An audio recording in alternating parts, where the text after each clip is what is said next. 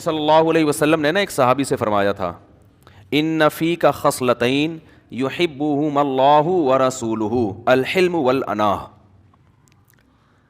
ایک صحابی سے آپ صلی اللہ علیہ وسلم نے فرمایا، دیکھو تمہارے اندر دو خوبیاں ایسی ہیں، یہ بیان کا ٹاپک آپ نے گچی پکڑ کے رکھنی ہے کہاں سے چھوٹا تھا، ٹھیک ہے، تاکہ میں اصل واپس وہیں آ جاؤں۔ آپ صلی اللہ علیہ وسلم نے ایک صحابی کو بلایا، ان سے فرمایا کہ تمہارے اندر دو کوالٹیز ایسی ہیں جو اللہ اور اس کے رسول کو بہت پسند ہیں۔ اس سے یہ بھی پتہ چلتا ہے کہ کسی کی منہ پہ تعریف کرنا جو حدیث میں منع ہے، وہ جب منائے جب آپ کی تعریف سے اس کو فائدے کے بجائے نقصان ہو۔ خوشامد والی تعریف جسے کہتے ہیں نا، جو دفتروں میں جو ماتحت لوگ اپنے باس کی جو چاپلوسی اور مکھن کے پورے ڈبے خالی کر رہے ہوتے ہیں، گھر سے مکھن لے کے چلتے ہیں اور پورے ڈبے خالی کر دیتے ہیں، اس سے وہ اگلا بھی اپنے بارے میں خوش فہمی میں آتا ہے کہ شاید میں بہت نیک ہوں، حالانکہ اس کو پتہ ہے کہ میں بالکل بھی نیک نہیں ہوں، لیکن وہم میں آ جاتا ہے خام خواہ میں چاپلوسی اور نمبر بنانے کے لیے، یعنی سامنے والے کو بھی نقصان کا خطرہ اور آپ کی نیت بھی ٹھیک نہیں۔ لیکن جہاں کسی کے اندر کوئی خوبی ہو اور آپ اس خوبی کو جب اس لیے ہائی لائٹ کر رہے ہیں تاکہ یہ اپنی خوبی پہ برقرار رہے، بعض دفعہ انسان میں کوئی خوبی ہوتی ہے چھوڑ دیتا ہے وہ خوبی، وہ سمجھتا ہے کوئی اتنی اہم خوبی نہیں ہے، تو اس کو اپریشیٹ کرنے کے لیے بتایا جاتا ہے کہ یہ خوبی نہیں چھوڑنا بھائی، یہ خوبی نہیں چھوڑنا۔ جیسے مجھے بہت سے لوگ کہتے ہیں کہ آپ کے بیان میں جو طنز و مزاح کچھ تو برا بلا کہہ رہے ہوتے ہیں، کچھ کہتے ہیں نہیں سب یہ نہیں چھوڑنا خدا کے لیے، عبد الغفور والا لطیفہ، وعلیکم السلام بھائی، عبد الغفور والا لطیفہ نہیں چھوڑنا۔ تو وہ لوگوں کے اپنے اپنے مزاج ہیں۔ تو اس بارے میں آپ کو بتا دوں کہ آپ سارے مل کے بھی مجھے بولو گے نا یہ چھوڑ دو تو میں پھر بھی نہیں چھوڑوں گا، کیونکہ جو چیز انسان کے مزاج کا حصہ ہوتی ہے وہ دنیا چھوڑ دیتا ہے وہ چیز نہیں چھوڑتا۔ تو جس کو برا لگ رہا ہے وہ ویسے ہی سن لیا کرے، یہ سوچ لیا کرے کہ چلو یار اتنی اچھی باتوں میں دو چٹکلے آ گئے تو کیا ہے، کیونکہ میں نے تو شروع میں بہت برداشت بھی کیا ان چیزوں کو۔ ایک مسجد میں جب میں امامت کے لیے لگا، میں نے بیان کیا، تھوڑا سا میری عادت ہے تھوڑا سا، وہ جناب بگڑ گئے، ابے یہ کیسی بات کر رہا ہے، ابے مسجد میں ہنس رہا ہے یار، تو وہ انہوں نے طنز شروع کر دیا۔ تو وہ ہر ایک کا اپنا اخپل طریقہ ہوتا ہے۔ خیر، صلی اللہ علیہ وسلم نے فرمایا کہ آپ کے اندر دو خاصیتیں ایسی ہیں جن کو اللہ اس کے رسول پسند کرتے ہیں، الحلم والاناہ۔ ایک ہے بردباری، برداشت، فوراً جذباتی نہیں ہو جاتے۔ یہ صحابی کو آپ ان کے سامنے ان کی تعریف کر رہے ہیں، کتنے خوش قسمت صحابی ہیں یار، سید الانبیاء، جن کی ایک ایک بات ایسی مستند ہے کہ کوئی اس کو چیلنج نہیں کر سکتا، اور سامنے کہنا ہے بھائی، فرمایا کیا ہے؟ حلم، بردباری۔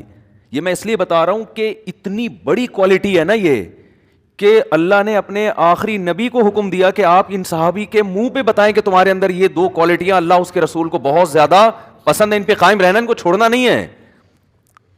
ایک ہے برداشت، جو ہمارے ہاں مارکیٹ میں سب سے مہنگی چیز برداشت ہے، ایک دم تیش میں آنا، جذبات میں آ جانا، چنگیز خان بن جاتا ہے آدمی، کچھ بھی دیکھ لیا کچھ بھی سنا ہو ایک دم جو ہے نا ایکسائٹیڈ نہیں ہو جاتے، جذباتی بن۔ اماں نے آپ کو بول دیا آپ کی بیگم ایسی ہے، ایک دم آگ بگولا تاڑ کر کے بیگم کا دروازہ کھلے گا، جیسے کنڈی توڑ کے چلا جائے گا، آج تو نے ایسا کیا ہے، آج تو نے ماں کو یہ بولا ہے۔ اور اگر بیگم نے کچھ بول دیا آپ کی اماں، ایک دم پاگل ہو جائے گا، آگ بگولا ہو جائے گا، میری ماں ایسی ہو گئی۔ دفتروں میں بھی ایسا ہی، بچہ آپ کا کہیں آپ نے دیکھ لیا چرسیوں میں بیٹھا ہوا ہے، خدا نخواستہ باپ کو پتہ چلا، ایک دم جو ہے نا منہ سے جھاگ نکلنا شروع، او بھائی تمیز سے، آرام سے چرسیوں میں بیٹھا ہے، کوئی، میں نہیں کہہ رہا کوئی بات نہیں، مجھے ڈر یہ ہوتا ہے کہ آپ بھی جا کے بیٹھنا نہیں شروع کر دیں، بیٹھا ہے پی رہا ہوگا بہت زیادہ، یہی ہے نا، تو اب اس کو ذرا تمیز سے لے کے چلو، ایک دم آنکھوں سے آگ نکالنے کی ضرورت، ایک دم جذباتی ہونے کی ضرورت نہیں ہے، کیونکہ آپ کے جذباتی ہونے سے وہ چرس پینا چھوڑے گا نہیں، کیونکہ وہ پی کے آیا ہے، وہ آپ سے زیادہ جذباتی ہے۔ ٹھیک ہے، حقیقت بتا رہا ہوں۔ باپ کو اطلاع ملی، آرام سے، اچھا اس کو مشورہ کرو، غور کرو، یار یہ سالے نے شروع کیوں کیا، میں تو اس کو صبح شام سمجھا رہا ہوں، ہم نے تو کوئی برا ماحول نہیں دیا، کہاں اٹھ رہا بیٹھ رہا ہے، تمیز سے، کوئی ٹینشن تو نہیں ہے۔ بعض اوقات ٹینشن ہوتی ہے، غلط ہے، چرس نہیں پینی چاہیے، شراب نہیں پینی چاہیے، کوئی ہیروئن نہیں پینی چاہیے ٹینشن میں، پہلے آدمی تھوڑا سا غور کرے، وہ ہوتا ہے جذبات میں آ کے کیس کو اور زیادہ بگاڑ دیتے ہیں۔ ایک صاحب کا ایسا ہی ہوا کہ وہ بچے کو کہیں انہوں نے دیکھ لیا, باپ نے جا کے رکھ کے سارے دوستوں کے سامنے دو کھینچ کے تھپڑ لگائے. جوان لڑکا تھا وہ لڑکا جناب, پھر وہ اچھل رہا ہے 2-2 فٹ, اور وہ باپ اور بیٹے کے درمیان جو نفرتیں پھیلی ہیں وہ اتنا بڑا مسئلہ بن گیا تھا. تو تمیز مارکیٹ سے کیا چل رہی, بیٹا تو اور زیادہ جذباتی ہے. تو ابا کے بارے میں تو ہم آپ سے یہی کہتے ہیں بھائی, اگر وہ جذباتی بھی ہیں تو بہرحال آپ کو برداشت کرنا پڑے گا, کیونکہ احسانات بہرحال زیادہ ہیں. ابا کو تو شریعت یہی کہہ رہی ہے اتنا زیادہ ایک دم جذبات میں آنے کی ضرورت نہیں ہے. نوح علیہ السلام نے کیسا صبر کیا دیکھو آپ. نوح علیہ السلام کشتی جب ساری زندگی سمجھاتے رہے, بیٹا باز نہیں آیا, بیٹا کافر ہی تھا, سمجھاتے رہے محبت سے, 950 سال تک تبلیغ کی قوم کو بھی, بیٹا بھی نہیں آیا. آخر میں بھی یار بیٹے کی خیر خواہی کر رہے ہیں. جب طوفان آنے لگا ہے, سمندر جو ہے وہ جو پانی چڑھنے لگا, تو فوراً کہہ رہے ہیں ونادا نوح ابنہ وکان فی معزل یا بنی ارکب معنا, اے بیٹا اب آ جا میرے سے. یا بنیا, اے پیارے بیٹے. بنیا کا معنی کیا ہوتا ہے؟ میرے پیارے بیٹے. ہم لوگ کیا کرتے ہیں, الو کے پٹھے معذرت کے ساتھ یہی کہتے ہیں نا. اگر قریب بھی آ رہا ہوتا دفع ہو یہاں سے, اب نہیں گھسنے دوں گا, بلکہ اس سے پہلے ہی کام تمام ہو چکا ہوتا. لیکن بہرحال باپ پھر بھی برداشت کرتا ہے, میں نے دیکھا ہے. بیٹے اتنے برداشت نہیں کرتے جتنا, کیونکہ بہرحال وہ اولاد کی اللہ نے ایسی محبت رکھی ہے نا, غصہ کرے گا بھی تو پھر بھی وہ چاہے گا کہ یہ آ جائے. آخر وقت میں بھی کہہ رہے ہیں اے میرے پیارے بیٹے ارکم معنا ولا تکن مع الکافرین, ان کافروں کے ساتھ نہ ہو. وہ اتنا فرعون متکبر, سآوی الی جبل یعصمنی من الماء, کہہ رہا میں پہاڑ پہ چڑھ جاؤں گا جو مجھے پانی سے بچا لے گا.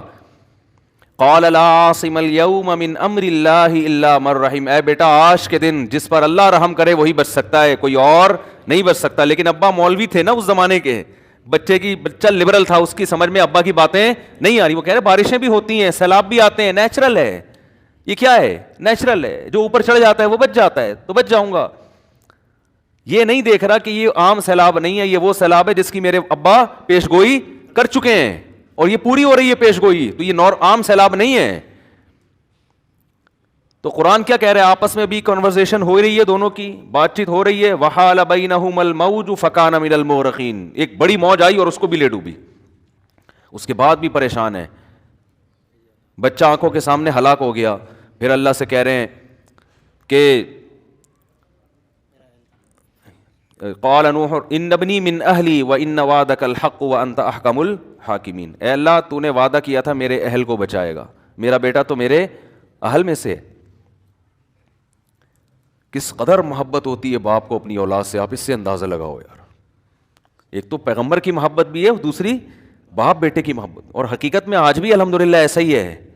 اکثر کیسز میں ہم نے دیکھا ہے جذباتی تو ہوتے ہیں, چرسی ہے تو تھپڑ لگا دیا, یہ کر دیا وہ کر دیا, لیکن باپ بہرحال پھر اس کی تلافی کی کوشش کرتا ہے. باپ بہرحال پھر بھی اس کو سینے سے لگانے کے لیے آخری دم تک تیار ہوتا ہے.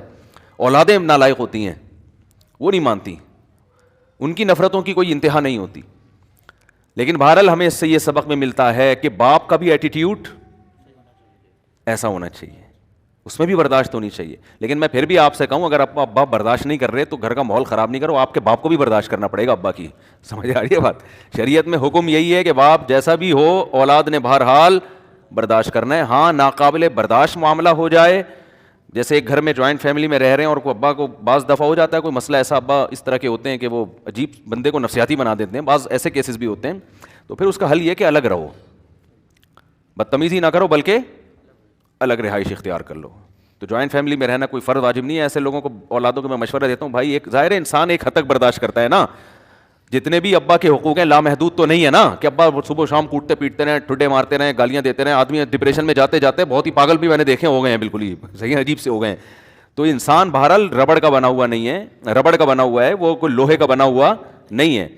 تو اس کا نتیجہ پھر ڈپریشن میں جائے گا اور زیادہ مصیبت میں ہو جائے گا. تو اس کا حل یہ ہے کہ ایسے موقع پہ علیحدگی اختیار کر لی جائے. ابراہیم علیہ السلام نے یہی کیا. باپ نے جب دھمکی دی کہ میں پتھر سے مار کے ہلاک کر دوں گا, تو اب کیا کرتے ابراہیم علیہ السلام؟ یہ تھوڑی کہ وہ مار کھا لیں, ٹھیک ہے جی آپ مجھے قتل کر دیں. اپنی طرف سے محبت سے سمجھا دیا, نہیں بات بنی تو انہوں نے کہا ٹھیک ہے میں علاقہ چھوڑ کے جا رہا ہوں, لیکن میں آپ کے لیے دعا کرتا رہوں گا. آخر میں یہ کہہ کر گئے ہیں کہ میں آپ سے تعلق ختم نہیں کروں گا, لیکن چونکہ اب ساتھ رہنے میں مسائل ہیں, میں اپنی دعوت تو چھوڑ نہیں سکتا کہ میں توحید کی دعوت دینا چھوڑ دوں. کہ میں ان بت پرستی پہ راضی ہو جاؤں، یہ مجھ سے نہیں ہو سکتا، یہ تو پھر اللہ کا حق مارا جا رہا ہے نا. تو اپنے ویژن کو نہیں چھوڑا، اپنے مقصد کو نہیں چھوڑا، لیکن باپ سے علیحدگی اختیار کر لی. تو ہمیں اس کا شریعت میں ثبوت ملتا ہے کہ جب بہت زیادہ مسئلہ خراب ہو جائے تو بھائی الگ ہو جاؤ، تعلق تھوڑا کم ملا کرو، باقی پھر باقی چیزوں سے تلافی کرو، ہدیے بھیج دیے ان کو، کوئی اور جو اور مختلف طریقوں سے. ہر چیز ملاقات نہیں ہوتی.